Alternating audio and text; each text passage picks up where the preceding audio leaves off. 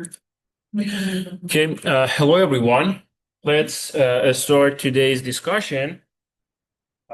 This week we are gonna have a review over the amplifier. So I know remember what we learned previously about the amplifier and op amps, more specifically operational amplifier, and how we can develop like amplifier, the inverting amplifier, non-inverting amplifier, the comparators, or filters, active filters, and an oscillator out of an op amp. Okay, now let's start the discussion. Come on. Okay, op amp has very specific characteristics that are actually very unique characteristics when we talk about the ICs that could help us to have a very good opportunities to develop different type of amplifier and filters. The first characteristics is high input measure, high input impedance. Okay, as you know, when we have the op amp, we have three terminals for the signal and two for the powering the op amp. Okay, one of the inputs we call non-inverting port or terminal, which we show it normally by a positive sign, and the other one is inverting terminal, which we show it by negative sign. And the third signal terminal is going to be our output. Okay, now when we say we have a very high impedance in the input, we mean between the non-inverting and inverting impedance terminal, we have the input impedance, which is very high, let's say ideally close to infinity. What that means? That means when you apply a certain voltages or inputs between over the two terminals, because we have a very high impedance, the currents between the two terminals, the inverting and non-inverting, is basically very, very close to zero. Okay, ideally is zero. Okay, that means if we don't have any current passing through that input impedance, we don't have any voltage drop over that impedance, which is a very good characteristics, meaning that the inverting, come on, the inverting voltage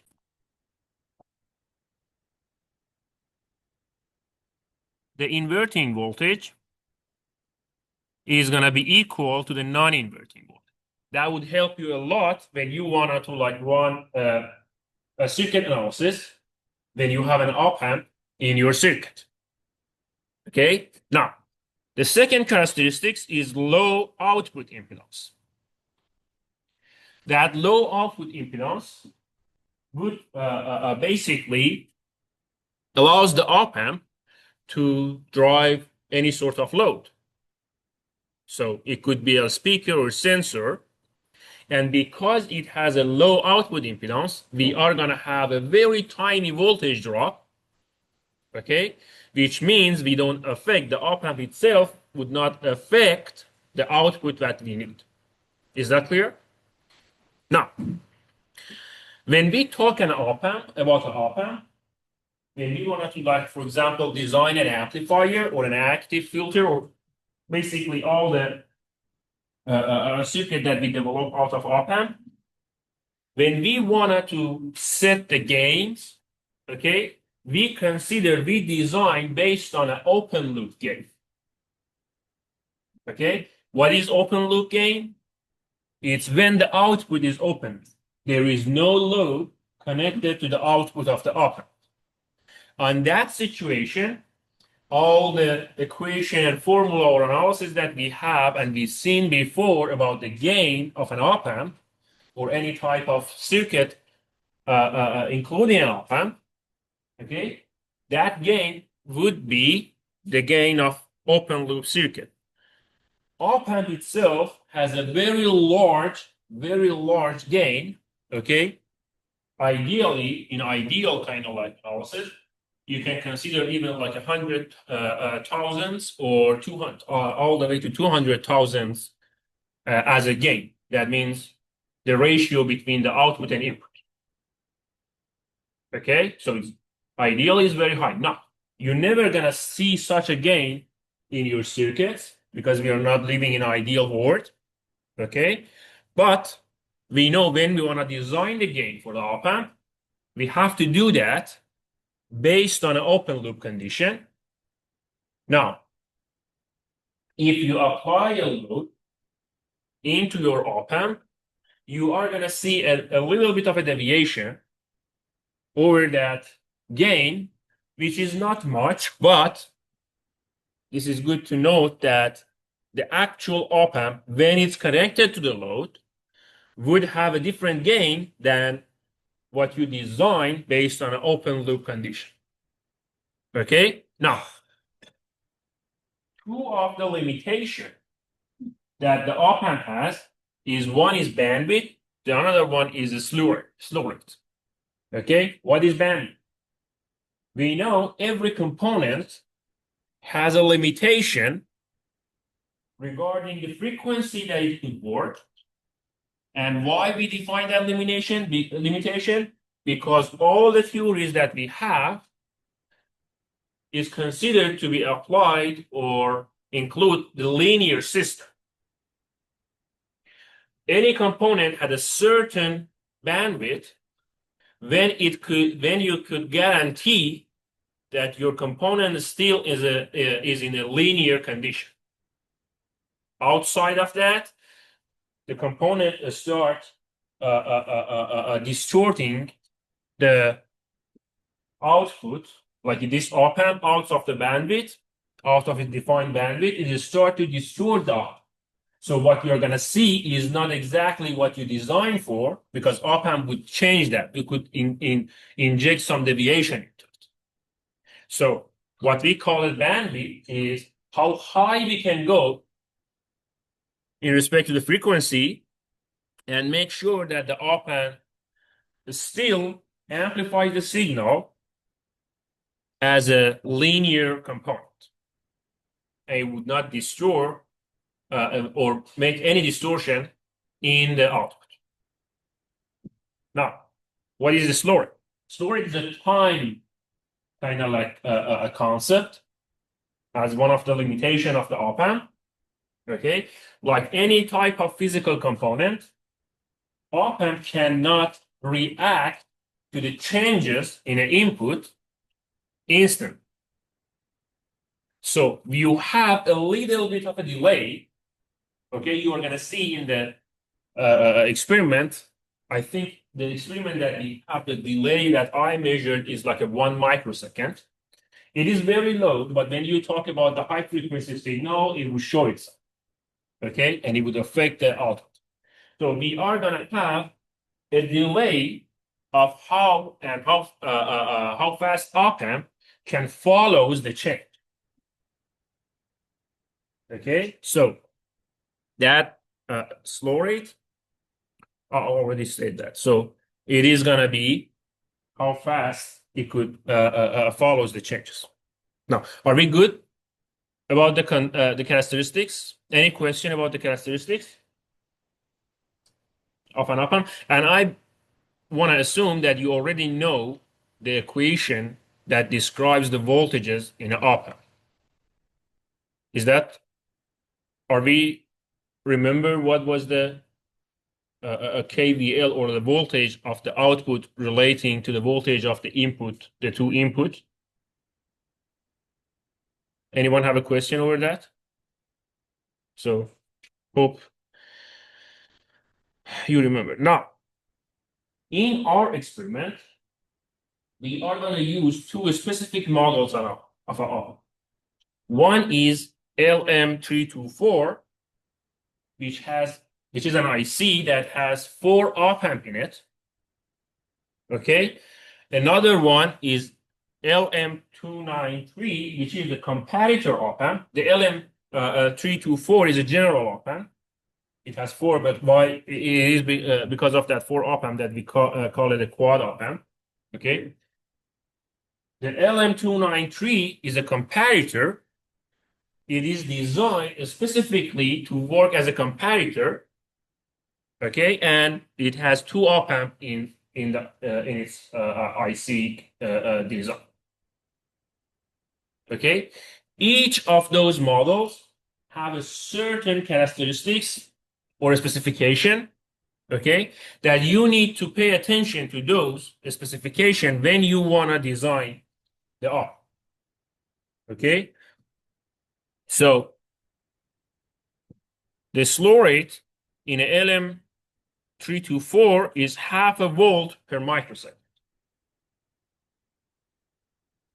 Okay, this is the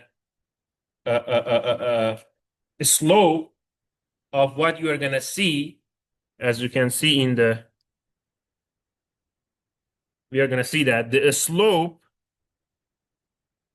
that the op-amp has when it wanted to like react to any change. It would not instantly change. There's a slope. That slope is that the slow rate, which is like for LM324 is around 0.5 volt per microsecond.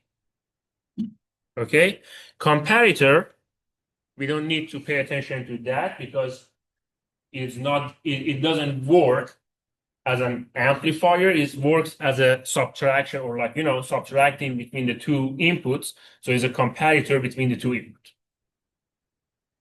Now we are going to have a unity gain bandwidth. Okay. And unity gain bandwidth, when you actually use the op-amp without any adding any resistor or capacitor in the circuit, so it's fully the design of an isolated op-amp as an amplifier, and the bandwidth of that for LM324 is 1 megahertz. So you can't go further than that, which is quite high when you want to like do the experiments. We are not going to reach even near that 1 megahertz. Now, like any component, there is a current, the capacity to tolerate the current at the output. If you exceed that current, you're going to simply burn the op-amp. Okay, this is like a power capacity of that op-amp. Defines that. So the maximum output current that you can get out of LM324 is going to be 40 milliamp. Now, when you talk about the comparator normally gives you like a high-low output. Okay, so the current is not actually in the output. So it gives you a voltage with a very low power that you can see, that you can say, okay, it's a non-powered voltage. Is that make sense? Any question about that? The statement that I made? No? Okay. Now, you need a certain level of input offset, okay, which I think I covered that in a video that I uploaded. You have access to that. LM324, there is no need for the offset beside the condition that we're going to mention later. But for comparator, there is going to be less than a maximum 5 millivolt of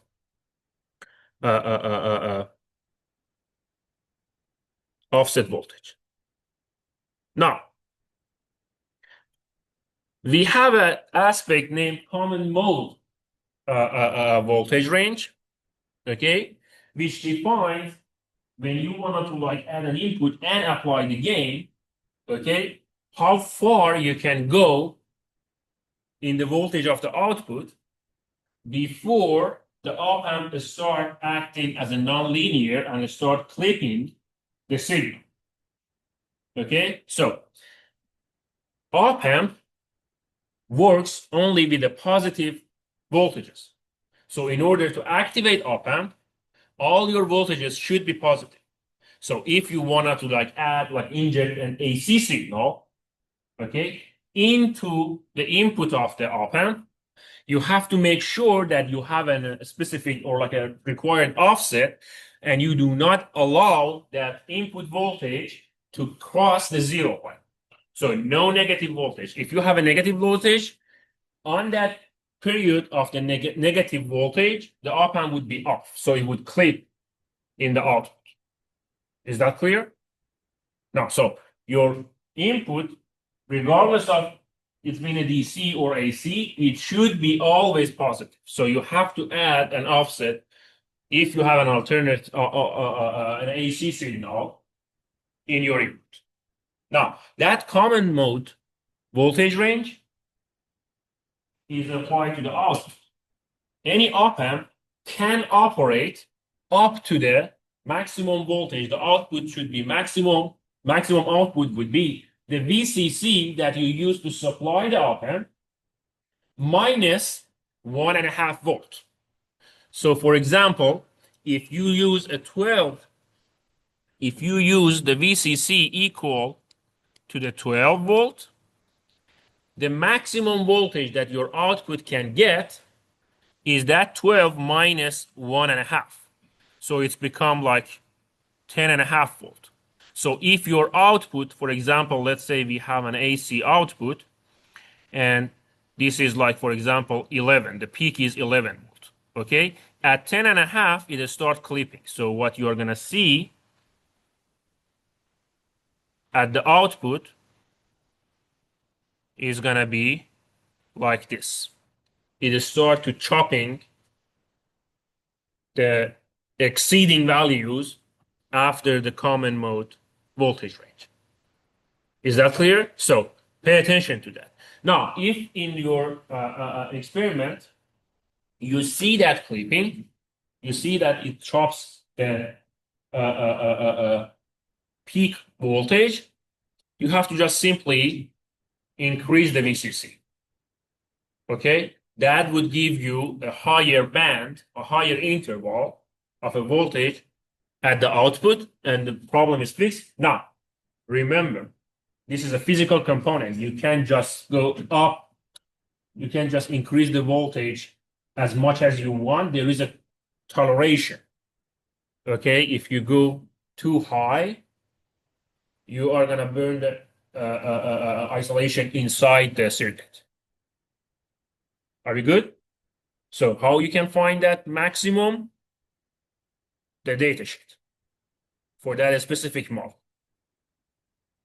You are not gonna pass that maximum, but it's good to pay attention to that. Okay? Any question? No? And I hope do you remember how to recognize the pins of these two ICs, the LM324 and LM293? Do you want me to remind you? You can use a data sheet, okay, but it's very easy actually. Okay, it's very easy. You can search that. Let me remind you, because I wanted to make sure that everyone is in the same page. Let's say we have LM324. This is LM324. We have 1, 2, 3, 1 op amp, 1, 2, 3, second op amp, 1, 2, 3, 1, 2, 3. There is a little bit of dip when you look at the op amp at one side, okay? And based on that, if it's on the top of, when you hold the op amp, if it's on the top, you can number the pins on the left side. You start on the left top side. This one is going to be pin number 1. Then you are going to count them from up to down, 7. And on the right side, you are going to number the pins from bottom to top. So it's gonna be 8, 9, 10, 11, 12, 13, and 14. So LM324 has 14 ports. Okay? The port number 4 is VCC. And the port number 11 is the ground. Okay? So you apply the voltage, the DC voltage, that's supply voltage, between the port number 4 and 11. Now, starting from that, you have an op amp here, an op amp here, here, and here. Now, port number 1 is the output of the first op amp. Then you have the inverting terminal of the first op amp, and then non-inverting. Now, in the second op amp, the 7 is the output. The middle one is inverting. The last one, the number 5, is non-inverting. Now, this is like mirrored on the other side. This is output, 8 output, 9 is inverting, 6 is non-inverting for the third op amp, 14 is output, 13 is inverting, and 12 is non-inverting for the fourth op amp. Are we good? So this is how you can identify the terminals of LM324. For LM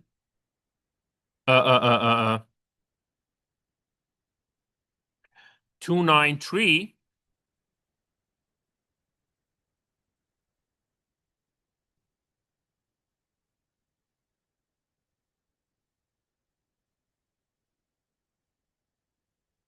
you have 8 pin. There is going to be a dot or a dent somewhere in your IC. You should, when you want to like face the IC, that dot or dent should be the top edge of that IC. Okay, then you can identify those pins. Now, the bottom left pin is ground. Remember, this is kind of like different from the LM324, so it's easy to make a mistake on that. Okay, so the pin number 4, this is 1, 2, 3, 4, 5, 6, 7, 8. Okay, we are gonna number the pin like what we did for the LM324. Now, the pin number 4 is a ground. The pin number 8 is the VCC. Okay, are we good? Then we are gonna have our output, our inverting terminal and non-inverting terminal, and same goes for the other side. It has two op amp in it. Output, inverting, and non-inverting. Is that clear? Now, again, I explained that in the video. Go over that, review that video, and you're gonna be okay with the understanding what is happening in your system. Now, for one of the experiments that we wanted to like measure the slow rate, okay, in the lab, what you have to do is basically you are gonna build a unity gain amplifier. So we don't want any gain out of our amplifier. The gain should be 1. And then you are gonna apply a certain square wave. My suggestion in the assignment was a 1 volt peak to peak, a square wave with 1 kilohertz of frequency. Again, remember, a square wave, when you use the function generator, the square wave that function generator gives you, it alternates symmetrically around the 0 line. So output of the default output of the signal generator, when you have 1 volt peak to peak, is going to be plus half a volt to the minus half a volt. Okay? Now, We already covered that. You shouldn't have any negative voltage when you work with the op amp. So you have to define some offset, okay? So you make sure that this alternation would happen above the zero line. Are we good? Now, you inject the input, you measure the output, you have to zoom in a little bit, okay? And you are going to see the value that you're going to measure is the delta V over delta T. Now, because we have a unity gain and our input is 1 volt, your delta V is going to be 1. Is that clear? We have a 1 volt peak to peak, and we have a unity gain op amp. So the output is going to be also 1 volt peak to peak. So this delta V is 1. Now, the time that it takes the output to go from the high value to low value, this is delta T, which basically that 1 over that time is going to be your, sorry. As I mentioned, the delta T that I measured is around 1 microsecond. You should get somewhere like that. Okay, something like that.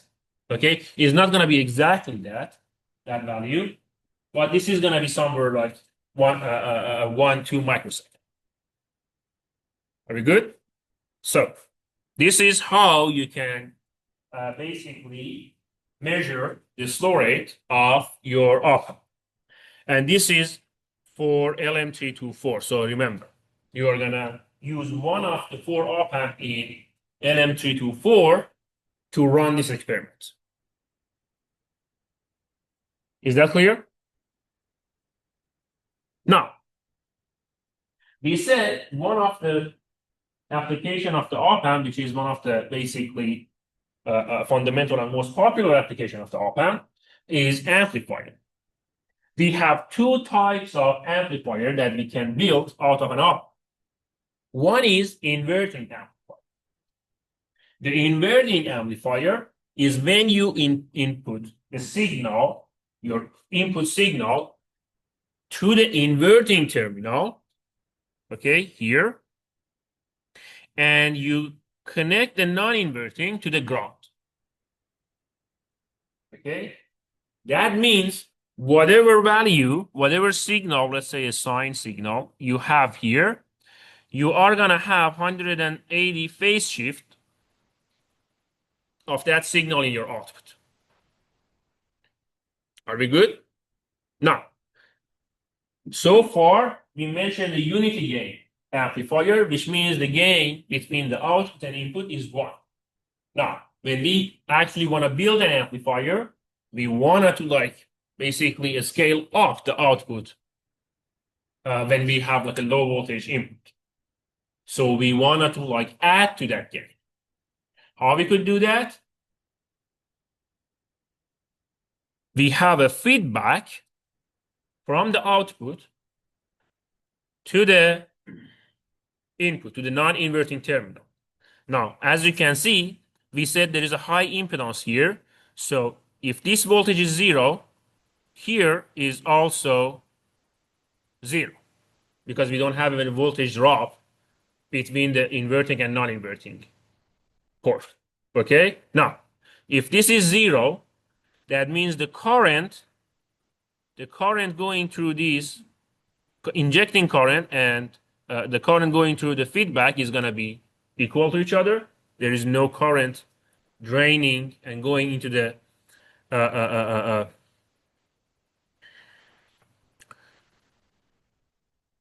this inverting terminal. Now, you run a KVL over that value, like an Ohm law KVL over that value, and you would find that the gain of such a circuit is going to be minus, that minus is the inverting part, the feedback resistor over the input resistor. Okay, so if you put one of these two as a potentiometer, you actually could change the gain and adjust it based on your need. If it's constant, you basically design a constant gain amplifier. Are we good? Remember, the inverting part has a negative sign in it. So it would create an 180 phase shift into the input when you want to see the output. Is that clear? Now, another type of amplifier is when we have a non-inverting amplifier. For non-inverting amplifier, we inject the input directly to the non-inverting terminal, to that positive terminal. In order to have a certain gain, we are going to feedback our output to the inverting terminal. And also, we are going to connect the inverting terminal through another resistance to the ground. Are we good? Now, look at this. If this is V in, that means here also is V in. Now, if you run another KVL, okay, you are going to see that the gain of such an amplifier is 1 plus the feedback resistance over that ground resistance. Let's put that as a ground resistance so you won't get confused over that. Are we okay? Now, again, if you have a potentiometer for one of them, you can adjust again. Now, one thing to be noticed, this is 1 plus that ratio. Okay, so remember that one is one of the simple mistakes that you can make when you want to design your non-inverting amplifier. For example, if you want like a gain of 4, okay, the ratio of the feedback resistor and the ground resistor should be 3. Are we good? In non-inverting was, it should be 4. So don't get these two formula confused with each other. Okay. Now, for the exercise 2, the first task is actually to create a non-inverting amplifier. Okay, you already know the circuit and you wanted to have an adjustable one. So that means one of the resistors that you're going to use is going to be a potentiometer. Okay, so you can change it.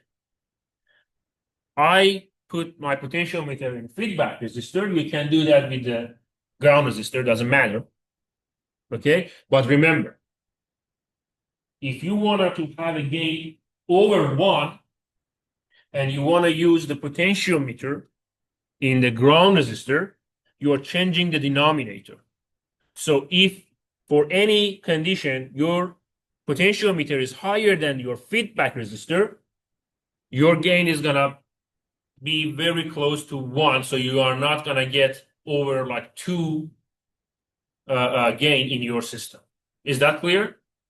So your denominator is larger than nominator, and the gain was 1 plus that RF over RG. So if this is bigger than RF, that means this never passed the 2.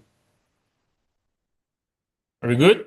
So remember that I put this as an RF because it would gives you like a easier time to like design the gain. Now, the gain that we want is a 12 decibel, which is basically mean gain of 4 when you talk about the voltage. Okay, so your output should be 4 times of your input. And the maximum gain that we want, this is a minimum gain, the maximum gain that we want is 32 decibel. Okay, which if you convert it from the logarithmic kind of like a scale to the voltage scale, to the linear scale, it means you have a 40 for your gain. So that value for the minimum should be 4, and for the maximum should be 40.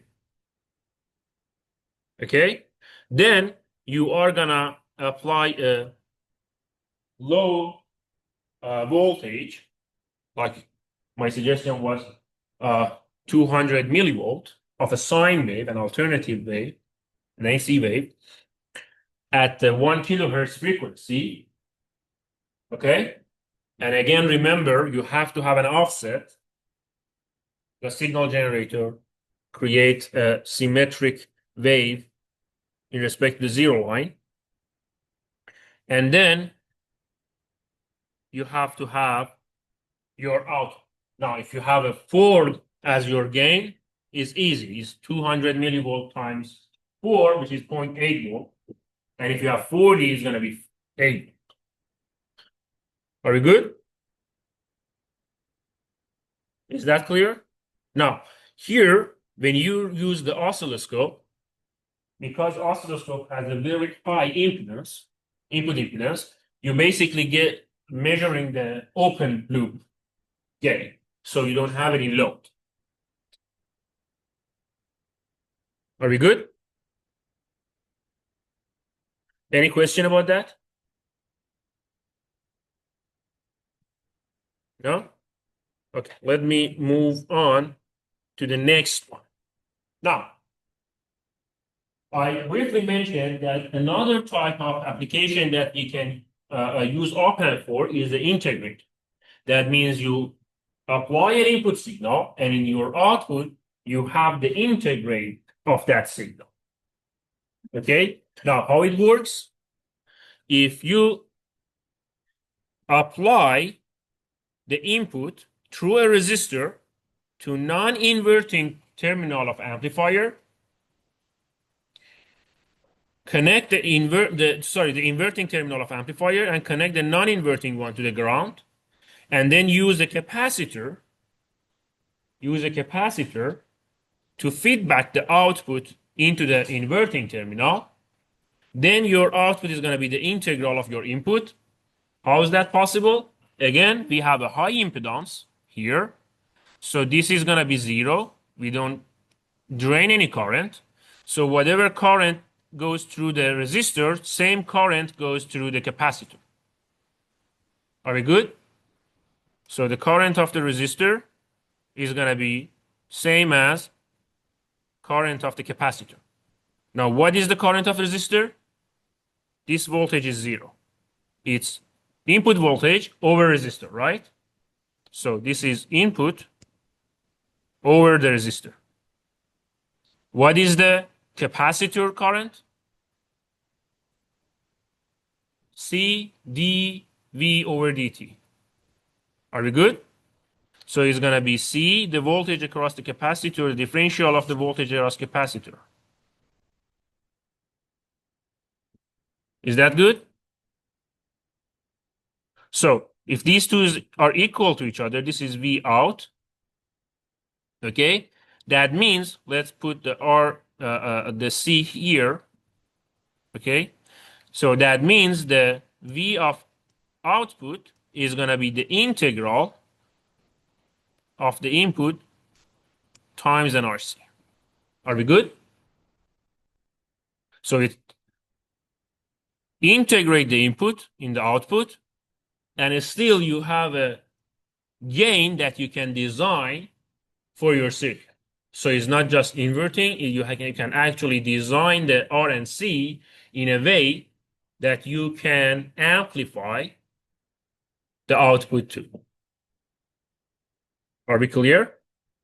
Now, in our experience, you are going to apply a 1 kilohertz square wave, okay, as an input. And you have to get the integral square wave is a triangular wave. Okay, so you have to get a triangular waveform at the output. Now, in this exercise, we don't care about we didn't ask about the gain, so you don't need to actually design the R and C, okay, because we didn't ask for any gain. You just need to actually show that the integrator works. So if you have like a square wave as an input, you have a triangular wave as output. Are we good? Now, another task. Change the duty cycle of that square wave The duty cycle is the percentage of the on time, okay, in the one period. So you have your square wave like this, okay? This is one period. This is the on time.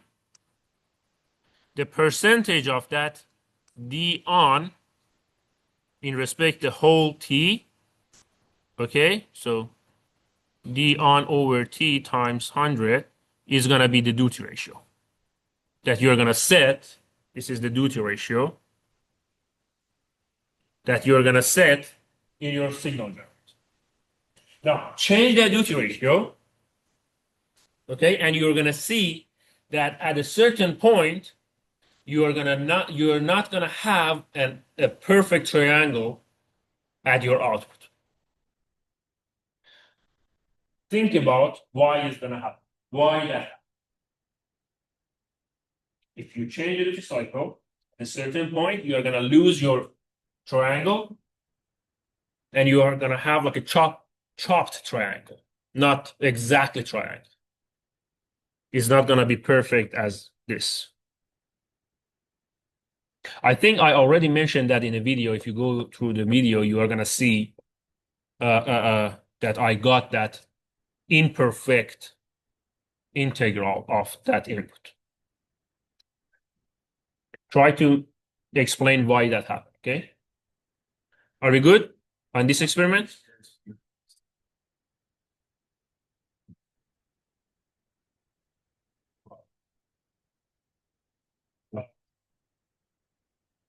Which one did? At the very bottom of the screen on the left.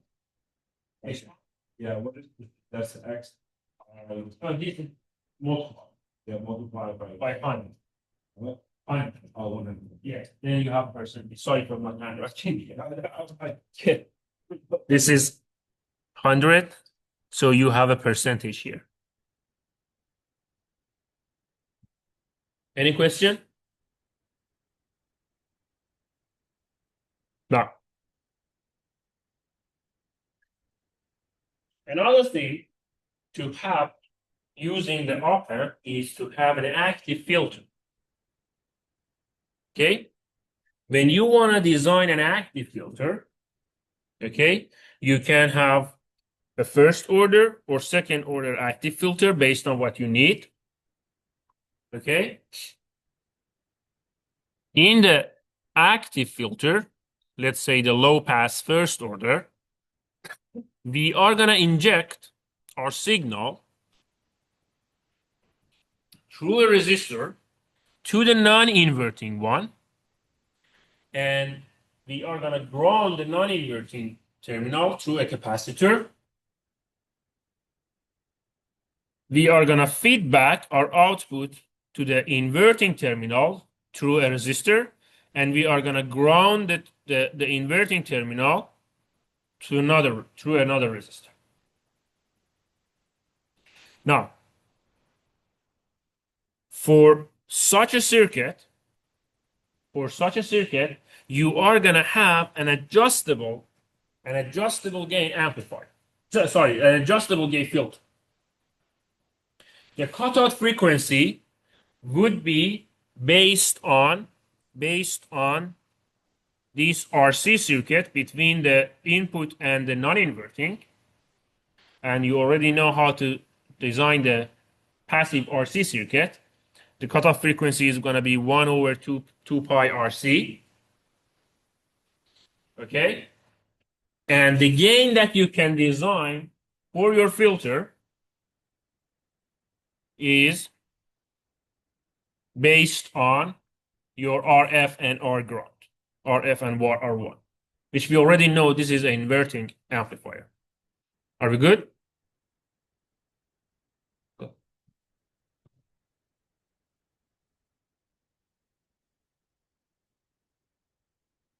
No, yeah, it's another symbol for potentiometer. It's not loop. It has like a arrow. So for second order, we have two RC circuit One is basically defining the minimum cutoff frequency, the other one deciding the maximum cutoff frequency. So it's like a band pass filter. Now, for the filter, we are still using the LM324. And we implement the circuit. When you want to design the cutoff frequency, you're going to choose a cutoff frequency. You are going to imagine what you want for you're going to assume what you want for the R because it's easier. And then find the capacitor based on the R that you chose using this formula. So you have the frequency, for example, 100 Hertz. You choose that R, like 1.6 kilohertz. Oh, here I assume 1 kilohertz. So the cutoff frequency is 1 kilohertz. I just chose 1.6 kilo ohm for the resistor. And based on the equation, I would have 0.1 microfarad that I need for capacitor. Okay, now if you use like this circuit, a potentiometer as the resistor, you can actually adjust the cutoff frequency.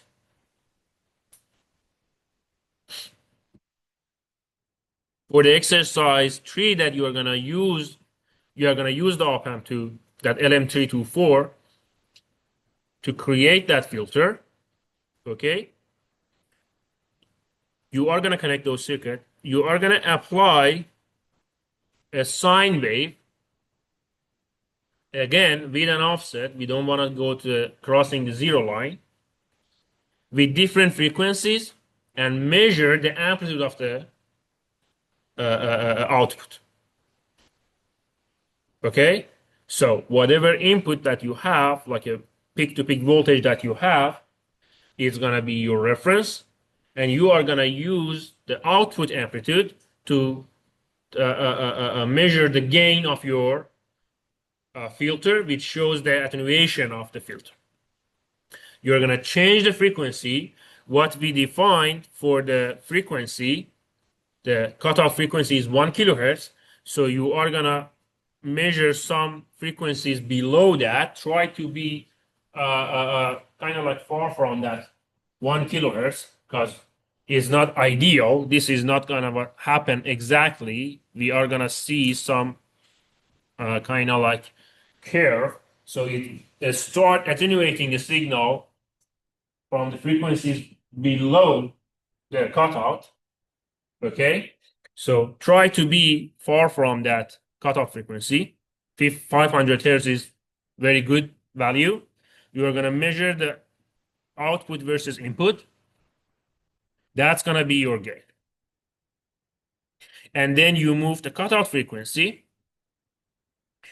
And again, measure the output versus input. Okay, and is going to be, again, your gain at cutoff frequency. Now, the definition of the cutoff frequency is that your gain should be 70% or minus 3 dB. You are not going to see such a gain in the lab. Because when you design for 1 kilohertz, you are not going to get 1 kilohertz cutoff frequency at the real circuit. So measure that value for 1 kilohertz, okay?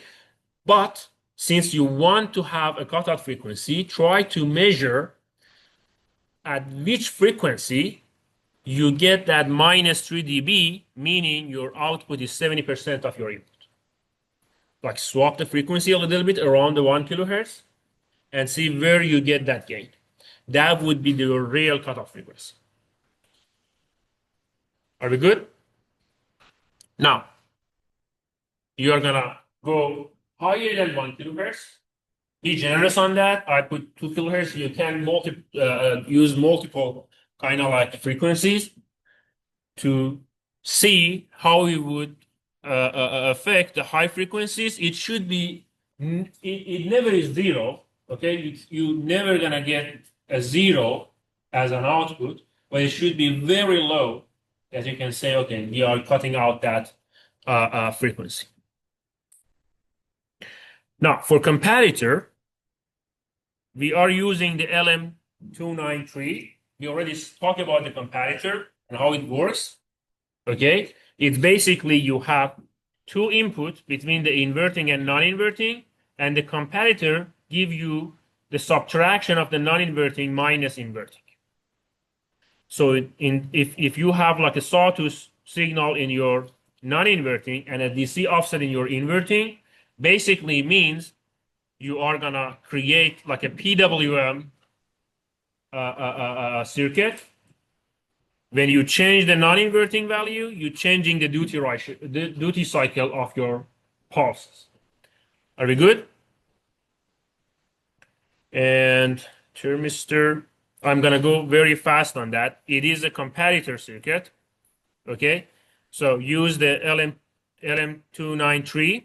Okay, what you are gonna do, you have to create a threshold as a reference to connect a threshold voltage as a reference to connect to the inverting terminal.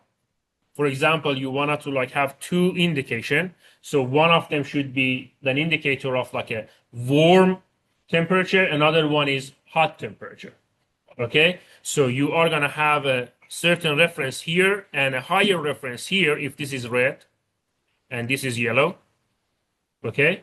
So you have such a voltage as a reference, and this potentiometer represent your thermocouple, which gives you a temperature.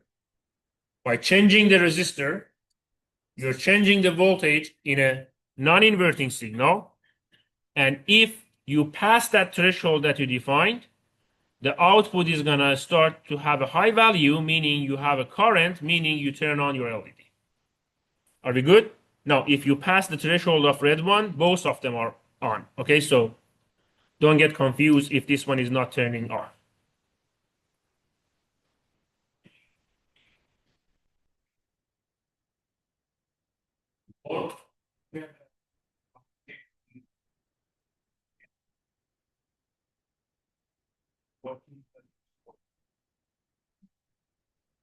Which one? Oh, here. Oh, when you want to like apply the voltage, if you don't use the potentiometer, you have a resistor, and you can try any heating source near the resistor to change the resistor value. Okay, so if you want to do that, try to have a measurement over how much you heated up your resistor, that resistor here, that take potentiometer. Okay, you have a constant value. You want to heat it up. Know how much you heat it up. So You can use the potentiometer directly. Yeah, it is gonna be the same. We are not gonna have an exercise over the integrator, so we don't need to worry about that. But I will upload a video of how the integrator works, because it's gonna be helpful for you to know how you can. Oscillator works, so you can design an oscillator in your circuit. Thank you very much, and have a great rest of the day.